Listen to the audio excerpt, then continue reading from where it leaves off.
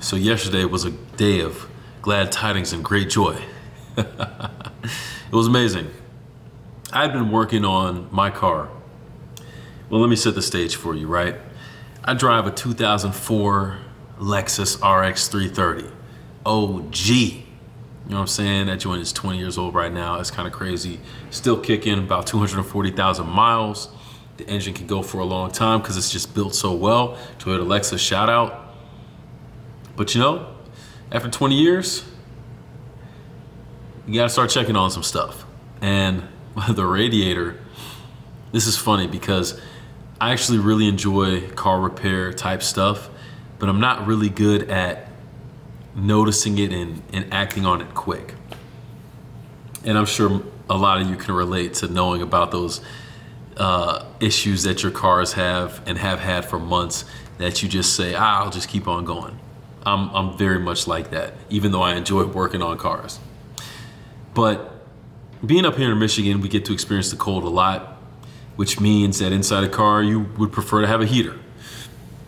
Now, since getting to Michigan in 2019, I cannot say, to the best of my memory, that the heater has worked consistently. It'll work a little bit at like 71, 72, and if the fan is on low. But as soon as you turn it up, it starts blowing out cold air, and I'm dying out here in this sub nonsense weather we got up here. That's 4 years ago, 5 years ago. It's only within the last couple months that my radiator legit cracked, and I was still even trying to do a job on this thing to keep it going without taking it to the shop, because radiators are expensive.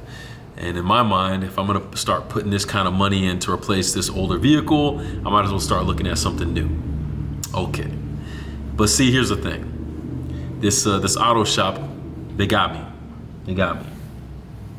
I bring in my car because I want to get a quote. I want to know if it's the actual radiator, is it a pipe, what's going on, how much might it cost me to fix this thing. Not only do I drop it off on one day and I don't hear anything back for the next few, but 4 days later when I finally do get a call back, the call is to tell me, oh, so we replaced your radiator, it's gonna cost you $700. Bruh. Didn't ask them to change it. Definitely didn't give them an okay to change that. I didn't get a call that they were going to, like, nothing. I was like, oh, okay, that's kind of slick. That's kind of low though. There's a reason people don't trust mechanics. There's a reason I have such a hard time trusting them, and why I will end up doing what I did with this next car issue. See, while my car was in the shop for the radiator, they told me, yeah, and you have a bad wheel bearing as well. Okay, cool. How much is that gonna cost? $600. $600? You kidding me? I couldn't believe it. In part because I'd actually blown one of the other wheel bearings on the other side of the car maybe more than a year ago. And I remember getting that thing done for 200 tops. Like it wasn't anywhere near that at a different auto shop, really just a couple blocks away, which I would have gone to first. But they've been closed for a while. But anyways, there was no way I was gonna pay them $600. I almost did initially. If they would have kept my car overnight the first night, they would have made $600 off me. But because I had to take the car home, I started thinking about it, doing some research. I said, you know what? I'm gonna figure this thing out. I'm gonna figure it out. I changed my spark plugs, I changed the ignition coils, changed tires, changed rotors, changed brakes, attempted to change a timing belt and timing chain, ventilation, batteries, fans, you name it. Like I have fun with this kind of stuff. And I thought, you know what? It's time to take the challenge, take the mantle up again. And I said, I'm gonna figure this thing out. Especially because me and my buddy, we couldn't figure out, shout out to Donnie, we couldn't figure out why they were trying to charge me $600 anyway. Because the brand new part, the wheel hub bearing assembly kit you could get for $100. So I said, all right, let me get that. And I expedited the shipping. So I got the thing in 2 days, paid an extra $30 for that. Ultimately ended up getting a socket and a couple other tools, I think. My total cost, oh, the hubs, I had to do that too. My total cost ended up being about $200. Now the first day was rough. I was all over the place because I lost the wheel lock and had to go to the shop, the dealer, to get those things taken off, so I don't have the wheel locks anymore. And that was a whole thing because I couldn't even get the wheel off to start. I had trouble trying to follow these YouTube videos and what do you do here and missing steps here. And I get all the way down. I started at like 9 a.m. on that Monday, fateful day. No, it was a Tuesday. And it was a week ago. And 12 hours out there, I couldn't get the axle nut off. That was the last piece, couldn't get it off. But you know what's crazy? Even though, to add insult to injury, it took a whole 15 minutes to rebuild everything that I'd taken off all day, like, I didn't feel like it was a bad day. And I definitely felt like I was still winning because of what I had learned and because I didn't spend $600 to really get robbed in my estimation. So I ended up talking to some people here and there, getting some help, getting some other tools. And ultimately yesterday, go back over to Donnie's and it was after work. I didn't have much time between that and gymnastics, maybe an hour. Sit down, get to work, found another video, little trick, put it in, boom, axle nut off. Hammer, knock out the old wheel bearing, few minutes, it's in, boom, boom, boom, everything back. Car riding smooth, loving it. Check me out on Instagram. I was recording that junk all day.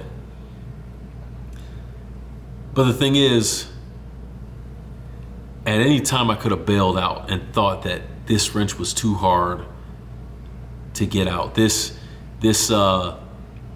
axle nut was too difficult to move. These other bolts in the back, too difficult. But nah, man, stuck with it. And even though it took me 12 hours on a Tuesday a week ago, and ultimately just an hour and a half yesterday for a total of, I mean, this shop, they want to charge $100 for an hour of service. Even though I would have earned myself $1,300 worth of work, it was still more worth it to me to do it by my own hands and to get that thing done and look in pride and joy at what I was able to accomplish.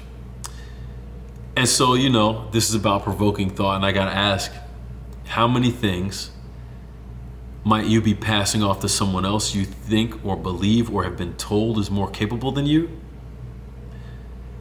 And you're doing it at the expense of finding out how capable you are. Sit on that for a second.